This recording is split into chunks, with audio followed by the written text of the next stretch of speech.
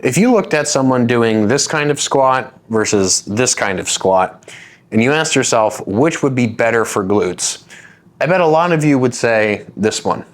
But today we're going to talk about how to squat for glutes and why this kind of squat is going to be more specific, more precise to targeting them.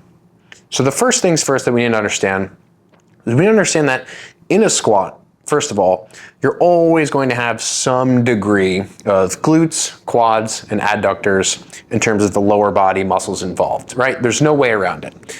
But when we're looking to bias a muscle, ultimately what we're looking to do is make the bottom position of a squat most aligned so that that tissue has to do the most amount of work to lower you into the bottom and then subsequently to get you out of the bottom.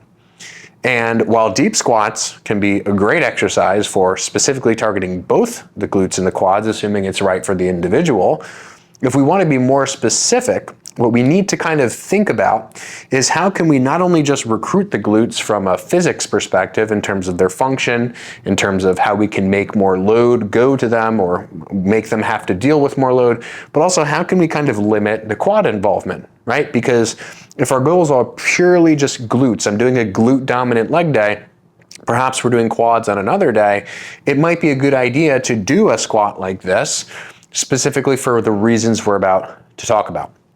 So first thing is muscle length, okay? These two things can be a little bit deceptive. Why? Well, because there's so much knee bend here that it actually looks like there's more range of motion at the hip. But the glutes attach from the femur, basically, and they wrap around the backside of the pelvis, right? So from the back, the glutes kind of wrap up and around like this, and they attach to the femur. So their fibers kind of run like this, at least the glute max, right? And to lengthen them, all we really need to do is pull the leg up in front of the body and perhaps maybe slightly across, depending on which part of the glutes you're talking about. But for our intents and purposes, you just pull the leg upward. In other words, you're closing the angle between the pelvis and the femur, right? And so if we look at, okay, how are we closing the angle between the pelvis and the femur? Well, in this situation here, we're closing that gap. And in this situation here, we're closing that gap, right? You might argue that I drew this one a little bit more acutely, right? But you could easily just squat slightly lower, keep basically the same knee angle, and that angle could be very, very small. Okay, so when we're talking about actually lengthening and shortening a muscle, that's what an exercise is supposed to do that targets a muscle. Lengthen the muscle, shorten the muscle. And relative to other tissues, we want to see more total lengthening and more total shortening of the target tissue. So if we know that the glutes simply just cross the backside of this joint, and by closing this gap right here, they're pretty much fully lengthened. In fact, they're as lengthened in this scenario as they are in this scenario. The only difference between these two from a joint perspective is the fact that the knee bends to create this one, right? So in other words, this hip angle basically stays the same. All that happens is this knee travels slightly forward and the knee bends a lot more, right? This gap right here and here, it closes.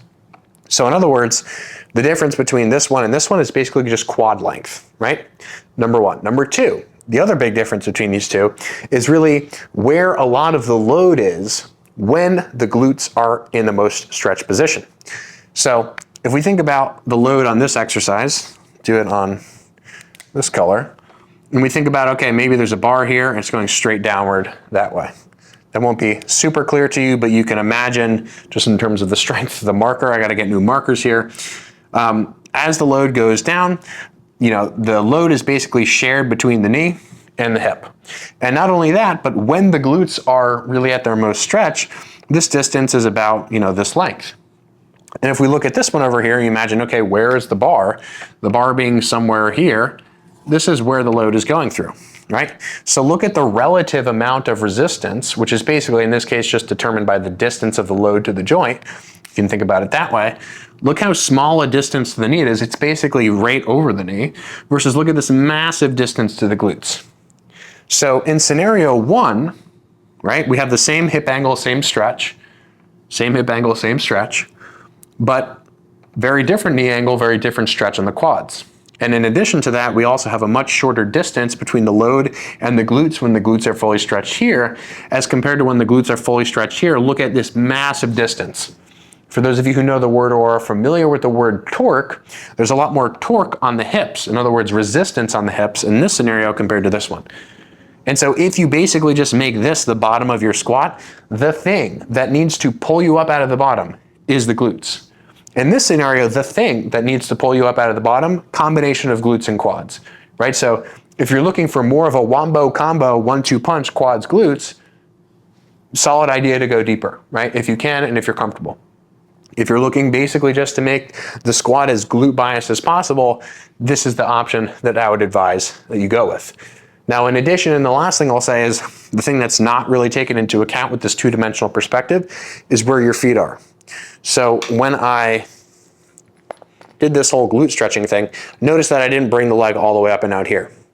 So if you're squatting on, flat ground, or whether you're squatting on a wedge, which I might even recommend, even if your goals are glute focused, take a narrower stance. Take a narrow stance, point your feet forward or maybe slightly out to the sides, 5 or 10 degrees, and make sure that your leg is coming more up and forward and that your femurs and your thighs are staying underneath of you as compared to this wider thing that a lot of people tend to do. It's not that all of a sudden if you move your legs wider, your glutes are just gonna shut off, but that in essence is going to move you more toward this type of situation as compared to this one. So the big 3 things, number 1, hip angle, and specifically when the hip angle is getting smushed, that's really the main thing.